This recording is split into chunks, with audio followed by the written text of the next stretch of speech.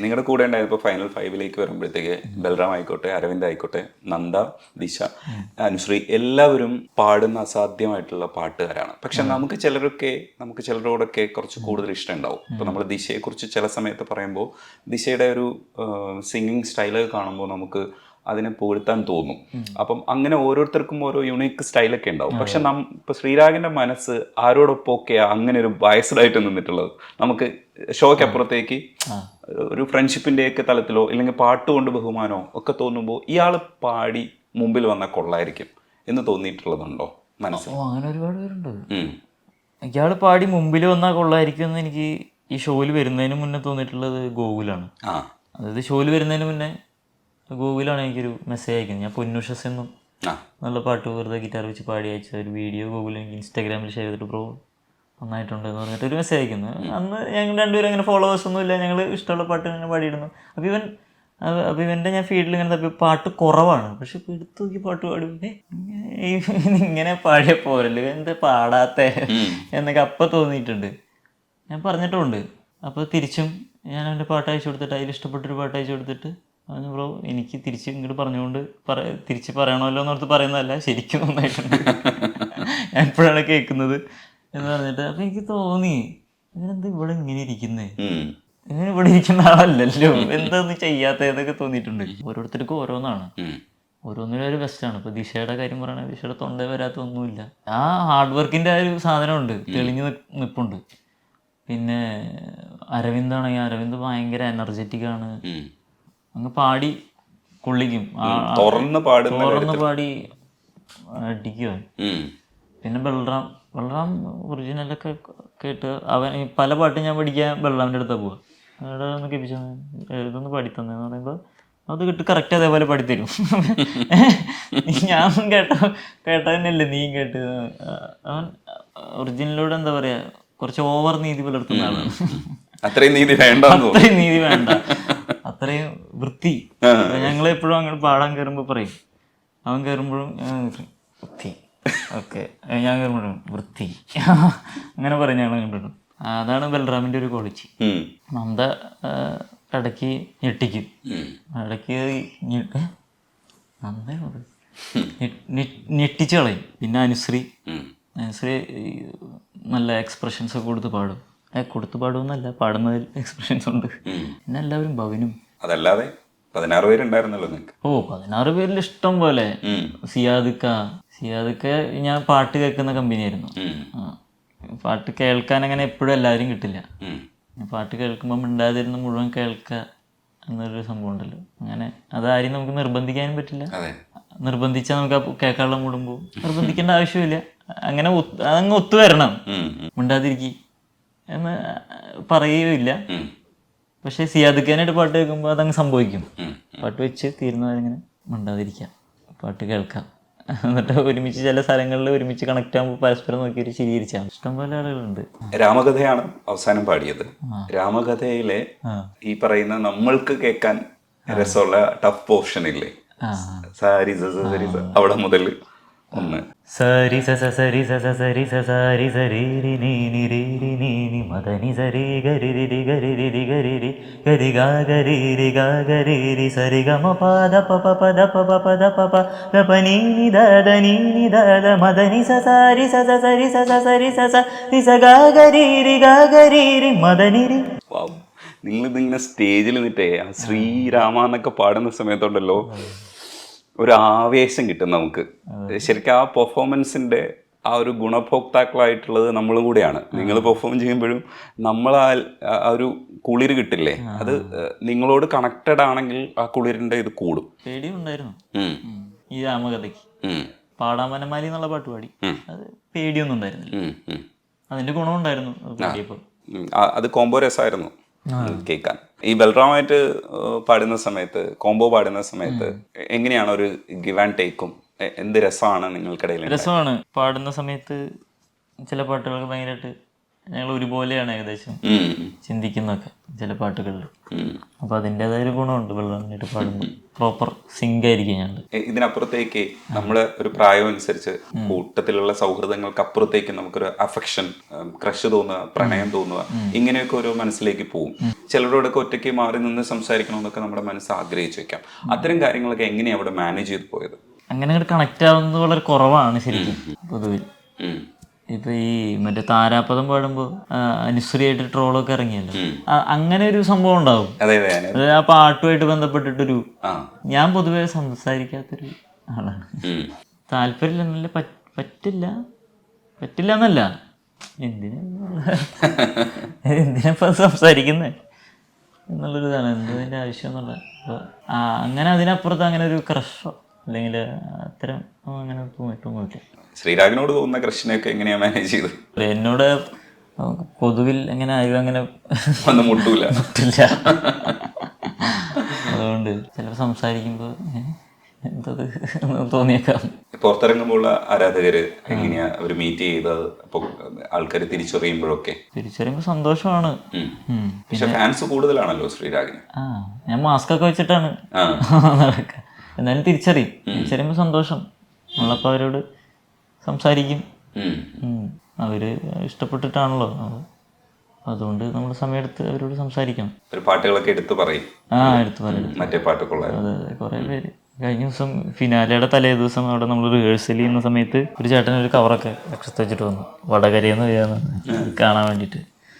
പുള്ളി ട്രെയിനൊക്കെ പിടിച്ച് വന്ന് ഇവിടെ റൂം എടുത്തിട്ടുണ്ടെന്നൊക്കെ പറഞ്ഞ്, വടകരയിൽ ഇത്ര വോട്ട് ഞാൻ മോന് വേണ്ടി ചെയ്യിപ്പിച്ചിട്ടുണ്ട്, ഞാൻ അവിടെ ഈ പള്ളിയിലും കുറെ അമ്പലങ്ങളിലൊക്കെ വഴിപാട് നടന്നിട്ടാണ്, മോൻ കയറി കഴിഞ്ഞിട്ട് വേണമെങ്കിൽ തിരിച്ചു പോയിട്ട് അതൊക്കെ ചെയ്യാന്നൊക്കെ പറഞ്ഞ്, അങ്ങനെയൊക്കെ നമുക്ക് അയ്യോ ഞാൻ തോന്നണ കുറെ ആളുകളുണ്ട്. അവരോടൊക്കെ ഭയങ്കര സന്തോഷം. വേറെ എന്താ ചെയ്യാൻ പറ്റുക?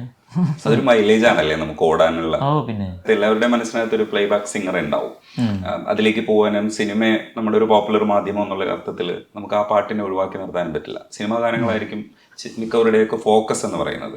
കാരണം ആ പോപ്പുലാരിറ്റി മാത്രമല്ല, അതാണ് നമ്മുടെ ഇവിടുത്തെ ഒരു ജോണർ എന്നുള്ള അർത്ഥത്തിൽ. ഇൻഡിപെൻഡന്റ് മ്യൂസിക് കയറി വരുമ്പോഴും നമുക്ക് പക്ഷെ ഇപ്പോൾ വെൽ എസ്റ്റാബ്ലിഷ്ഡ് ആയിട്ടുള്ളത് അങ്ങനെ ഒരു ജോണറാണ്. അപ്പൊ അതാണോ ഫോക്കസ് ചെയ്യുന്നത്? അങ്ങനെയല്ല, ഇനി എനിക്കറിയില്ല അതിനൊരു പരിധിക്കപ്പുറം സ്പേസ് ഉണ്ടോ സിനിമ പാട്ടുകൾക്ക് അറിയില്ല. മൊത്തത്തിൽ അങ്ങ് പാട്ടായിട്ട് കണ്ടാൽ മതി. അതെ, അങ്ങനെ വേർതിരിച്ച് നമ്മുടെ ഒരു സാധനം വർക്കാവില്ല. മൊത്തത്തിൽ പാട്ട് അത് സിനിമയ്ക്ക് വേണ്ടിയാണെങ്കിൽ സിനിമയ്ക്ക്, ഒറ്റയ്ക്ക് ഇറക്കാനൊരു സാഹചര്യം വന്നാൽ ഒറ്റയ്ക്ക്, വേറൊരാൾക്ക് വേണ്ടിയാണെങ്കിൽ അങ്ങനെ, എങ്ങനെയാണെങ്കിൽ അങ്ങനെ പാട്ട് പാടുക, ആസ്വദിക്കുക, പാട്ട് പാടുക, ആസ്വദിക്കുക. അതെ.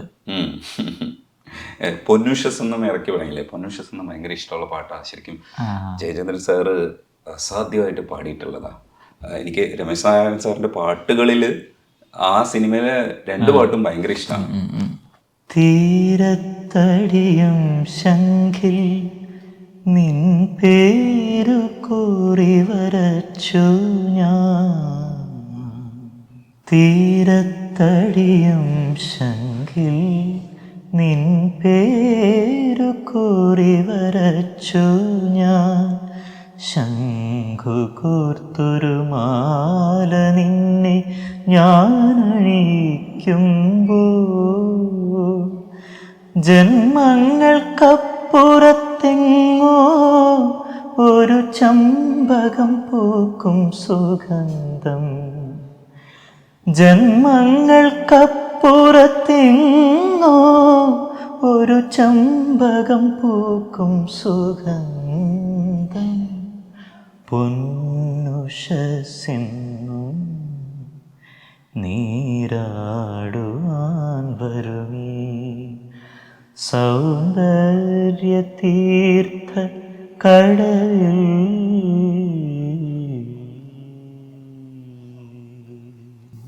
ഇതൊക്കെ കേട്ട് കഴിഞ്ഞാൽ ഇൻസ്റ്റയിൽ ഇങ്ങനെ ആരാധകർ കുത്തിക്കയറി വരില്ലേ? ഇതൊക്കെ എങ്ങനെ മാനേജ് ചെയ്യുന്നു? ഇല്ല, ഇതൊക്കെ ഞാൻ പണ്ട് പാടിയിട്ടുണ്ട്.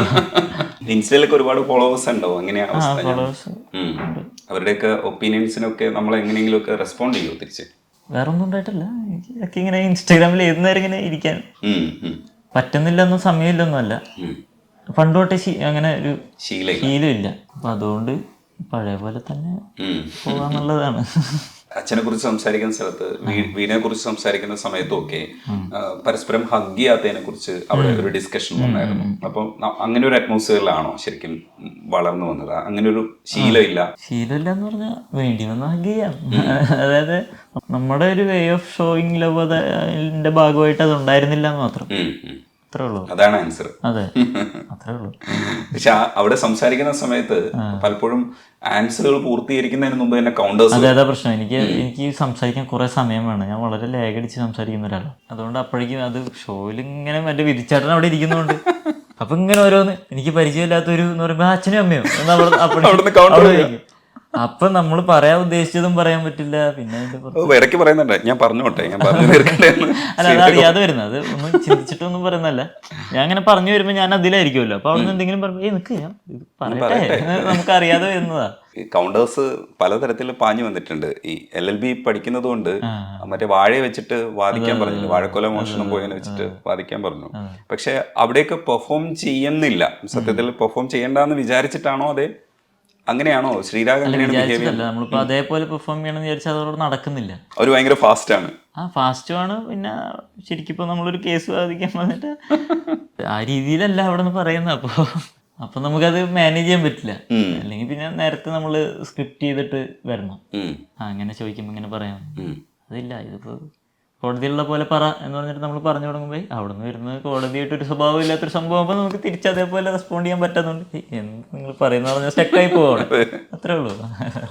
അല്ല, അത്രയും ജെനുവിൻ ആണോ? അതായത് അവര് ട്രിക്കി ആയിട്ടാണല്ലോ അത് മാനേജ് ചെയ്യണേ. അവര് ചുമ്മാ കൗണ്ടർ അടിക്കുക, രസം ഉണ്ടാക്കുക. അതെ, പക്ഷെ അതല്ലല്ലോ ശരിക്കും അതിന്റെ സംഭവം.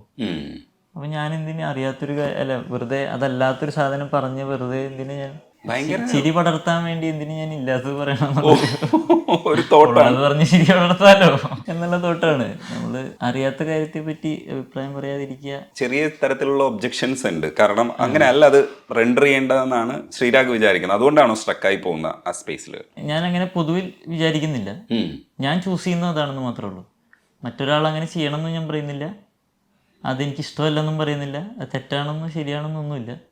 ഞാൻ ചൂസ് ചെയ്യുന്നത് ഇങ്ങനെ ആണ്. അത് പറയുന്നുമില്ല, അത് അങ്ങ് ചെയ്യുവാണ്. പറയുന്നുമില്ല, എനിക്ക് ബോധ്യപ്പെടുത്താൻ വേണ്ട എന്നുള്ളൊരു അത്രേ ഉള്ളൂ. ഓ, അത് അടിപൊളിയായിരുന്നു കേട്ടോ. ഞാൻ ഒരു ഇന്നസെൻസ് ആണെന്നാണ് ഞാൻ വിചാരിച്ചത്. പക്ഷെ ഇന്നസെൻസ് അല്ല, അതിനകത്ത് കൃത്യമായിട്ടുള്ള ബോധ്യമുണ്ട്. പിന്നെ അതങ്ങനെയാണ് ചെയ്യേണ്ടത്. അതുകൊണ്ട് ഞാൻ ചെയ്യുന്നു. പിന്നെ ഇതിപ്പോ ഇങ്ങനെ ഒരു സ്പേസിൽ അത് പറഞ്ഞ് മനസ്സിലാപ്പിക്കാൻ മുതിർന്നാൽ നമ്മൾ പിന്നെയും ഭയങ്കര വീണ്ടും കുടുക്കിലേക്കും പോകും. നമ്മള് എവിടേക്കോ പോകും. അപ്പൊ ഇതിനാ നിൽക്കുന്നുള്ള നമുക്കറിയാലോ, നമ്മൾ അടുത്തറിയുന്നവർക്കും അറിയാം. അതെ, എല്ലാവരും അറിയിക്കേണ്ട ആവശ്യമില്ല എന്നുള്ളൊരു. സിത്താര ഇത്രയും കൗണ്ടർ അടിക്കുമെന്ന് വിചാരിച്ചിട്ടുണ്ടോ? ഇല്ല, ഷോയിൽ വരുമ്പോഴാണ് മനസ്സിലായത്. പക്ഷെ ചില സമയം ചിത്ര ചേച്ചി വരെ തഗ് പറയുന്നുണ്ട്. അത് ആ ഒരു എനർജിയിലേ അവിടെ അതിന്റെ കൂടെ ഒരു പക്ഷെ മാറ്റിയിരുത്തി കഴിഞ്ഞാൽ ചേച്ചി വേറെ ഉള്ളിലൊരു കുട്ടിയുണ്ട്. അപ്പൊ അത് പുറത്ത് വരുന്ന അത്രയും കംഫർട്ടബിൾ ആയിപ്പോയി അവിടെ. ചേച്ചി ഭയങ്കരമായിട്ട് ഈ ഐഡിയയെ കുറിച്ച് തന്നെ പറയുന്നത് ചേച്ചി ഉണ്ടാക്കിയ ഐഡിയ ആണെന്നുള്ള അർത്ഥത്തിലാണെന്ന് സംസാരിച്ചത്. ഇതിന്റെ ബുദ്ധി, ഈ ഐഡിയ, ആ വാഴയുടെ കേസ് വാദിക്കുന്ന ഐഡിയ എന്ന് പറയുന്നത് ചേച്ചി അങ്ങനെ പെട്ടെന്ന് അങ്ങനെ എടുത്തു പറയില്ല. ഇത് വിധിച്ചേട്ടനെ കൊണ്ട് പറയിപ്പിക്കും. പക്ഷെ ആ ഒരു യൂണിറ്റിയും ആ ഒരു രസമില്ലേ, അത് ഭയങ്കരമായിട്ട് ആസ്വദിക്കാൻ പറ്റിയിട്ടില്ലേ പലപ്പോഴും. പിന്നെ അത് ഭയങ്കര ജെന്യൂൻ ആയിട്ട് തന്നെ നടക്കുന്ന ഒരു ഷോയ്ക്ക് വേണ്ടി ചെയ്യുന്നതല്ല. നമുക്ക് അറിയാലോ, നമുക്ക് കണ്ടാലും കേട്ടാലും ഒരാൾ പറയുന്ന കേട്ടാൽ പരിധി വരെ നമുക്ക് മനസ്സിലാവുമല്ലോ. അപ്പൊ അത് ജെന്യൂൻ ആയിട്ടങ്ങ് സംഭവിക്കുന്നതാണ്. അത് ക്യാമറയിൽ പകർത്തണമെന്നേ ഉള്ളൂ. ഇതൊരു ജോലിയായിട്ടാണോ ശരിക്കും ചെയ്തത്?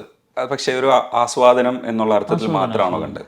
ആസ്വാദനം ഞാൻ പാടുന്നത് മാത്രമല്ല, മറ്റുള്ള അവരുടെ പാട്ട് കേൾക്കാൻ പറ്റുന്നത്. കാരണം ഒരു ഭാഗ്യം വന്ന 16 പേരും അടിപൊളിയായിരുന്നു ശരിക്കും. എനിക്ക് വെറുതെ അങ്ങനെ പറയാം, 16 പേര് എനിക്കറിയുന്നവരല്ലേ. പക്ഷെ ശരിക്കും 16 പേര് അടിപൊളിയായിരുന്നു. അപ്പോൾ എന്താണെന്ന് വെച്ചാൽ നമ്മളവിടെ സോഫയിൽ 2 സൈഡിലും ഗുരുകുലം കോൺവെന്റ് വന്നിട്ടിരിക്കും. അപ്പോൾ അവിടെ നമുക്ക് ചെറിയ മോണിറ്റേഴ്സ് ഉണ്ടാവും. അതിൽ കേൾക്കാം, ക്ലിയർ ആയിട്ട് കേൾക്കാം. അപ്പോൾ രാവിലെ പോയിരിക്കുമ്പോൾ ഫസ്റ്റ് സ്റ്റേജിലൊക്കെ ഭയങ്കര ടഫ് സോങ്സ് ഒന്നും പാടണ്ടല്ലോ. അപ്പോൾ എനിക്ക് ഇഷ്ടമുള്ള പാട്ടുകളൊക്കെ തന്നെ ഇങ്ങനെ കണ്ടു. ഞാനും ചന്ദന സുഗന്ധമൊക്കെ ഇങ്ങനെ പാടിയിരുന്നാൽ മതി. അപ്പോൾ നമുക്ക് ഇത് പാടണമല്ലോ എന്നുള്ള ടെൻഷനിലൊന്നും അല്ല ഇരിക്കുക. നമ്മൾ വളരെ കൂളായിട്ടായിരിക്കും. അപ്പോൾ അവിടെ ഇരുന്ന് പാട്ട് കേൾക്കലാണ് നല്ല സുഖമാണ്. അവിടെ ഇരുന്നിട്ട് 5 പൈസ ചെലവില്ലാതെ ബെസ്റ്റ് പാട്ടുകാരുടെ പാട്ട് ലൈവായിട്ടിരുന്ന് കേൾക്കാം. അത് ഭയങ്കര സുഖമല്ലേ, ഉം. കൂടെ കേൾക്കാൻ ചിത്ര ചേച്ചി ഭയങ്കര സെറ്റപ്പല്ലേ. അപ്പോൾ അങ്ങനെ ഇരുന്നിട്ട് ബൽറാം ചന്ദനച്ചോലയിൽ പാടിയത് ഒരു എക്സ്പീരിയൻസ് ആയിരുന്നു. ആ പാട്ടിലൊരു സൈലൻസ് ഒക്കെ ഉണ്ടല്ലോ, നിർത്തി ഉം. ഒരു ഒരു രീതി ഉണ്ടല്ലോ ആ പാട്ടിനൊരു താളമുണ്ട്. അപ്പോൾ ബൽറാമിൻ്റെ ചന്ദനച്ചോല മാത്രമല്ല ഓരോരുത്തരുടെയും ഓരോ അയാൾ മറന്നു കേൾക്കുമ്പോൾ എനിക്ക് മറന്നു പൂമകളെ പാടുമ്പോൾ അത് അങ്ങനെ തന്നെ എടുത്തു വെക്കാൻ ശ്രമിക്കാറുണ്ട്. അപ്പോൾ നമ്മളത് ലൈവായിട്ട് കേൾക്കുമ്പോൾ, ലൈവായി കേൾക്കുന്നത് വേറൊരു സംഭവമുള്ളത്. നമ്മളിവിടെ ഇരിക്കുമ്പോൾ ഒരാൾ അവിടെ നിന്നിട്ട് പാടുന്നു, അതാണല്ലോ നമ്മൾ കേൾക്കുന്നത്. അപ്പം അങ്ങനെ കുറേ പാട്ടുകൾ അവിടെ ഇരുന്ന് ഇങ്ങനെ കേൾക്കാം. കുറേ സമയം അങ്ങനെ പോയി പാട്ട് കേട്ട്. പിന്നെ ഇടയ്ക്ക് ഫിനോബിൻ വന്നു. ഫിനോബിൻ ഹിന്ദി സോങ്സ് ഒക്കെ സാധ്യമായിട്ട് പാടും. ഈ അവസാനം പാടിയ യേ ദുനിയായ മഹഫിൽ എന്ന് പറഞ്ഞ പാട്ട് പാടി. അതൊക്കെ ഈ അവിടെ ഇരുന്ന് കേട്ട് ആസ്വദിച്ചതിൽ ഓർമ്മയുള്ള പാട്ടുകൾ എന്ന് പറയുമ്പോൾ ഈ വരുന്ന ചന്ദനച്ചോലയിൽ, ഫിനോബിൻ്റെ യേ ദുനിയ, പിന്നെ ബൽറാമും മിനിശ്രീയുടെ മലരേ മൗനമ, അങ്ങനെ കുറേ പാട്ടുകൾ. ഞാൻ കുറേ പാട്ടുകൾ അങ്ങോട്ട് ആവശ്യപ്പെടുകയാണ് ചെയ്തത്. ഇനിയിപ്പോൾ ശ്രീരാഗിന് ഇഷ്ടമുള്ളൊരു പാട്ട് പാടിയിട്ട് നമുക്ക് അവസാനിപ്പിക്കാം. നീല നിലാവിൻ്റെ ഗദ്ഗദധാരകൾ നീളെ തുളുമ്പുമീരാവിൽ, നീല നിലാവിൻ്റെ ഗദ്ഗദധാരകൾ നീളെ തുളുമ്പുമീരാവിൽ, ശോകത്തിൻ സാഗര തീരത്തിലേകനായി,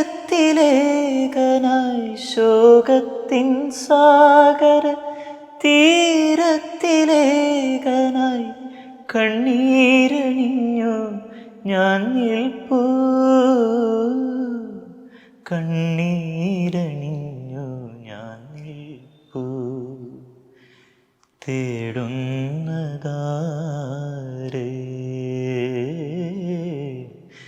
തേടുന്നതാരേ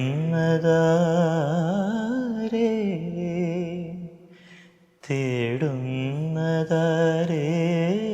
ശൂന്യതയിൽ ഈറൻ മിഴികളെ നിങ്ങൾ തേടുന്നതാരേ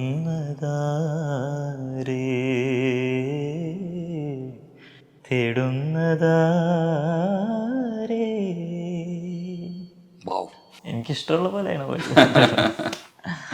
ഉള്ളിൽ പാട്ടുള്ളവർക്ക് ഇത്രയും അസാധ്യമായിട്ട് പാടാൻ പറ്റുള്ളൂ എന്നാണ് ഞാൻ മനസ്സിലാക്കണേ.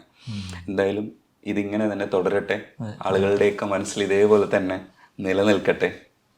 സന്തോഷമുണ്ട് കാണാനും സംസാരിക്കാനും കഴിഞ്ഞു. സന്തോഷം. Thank you. കുറേ പാട്ടുകളും പാടി തന്നതിന് നന്ദിയുണ്ട്.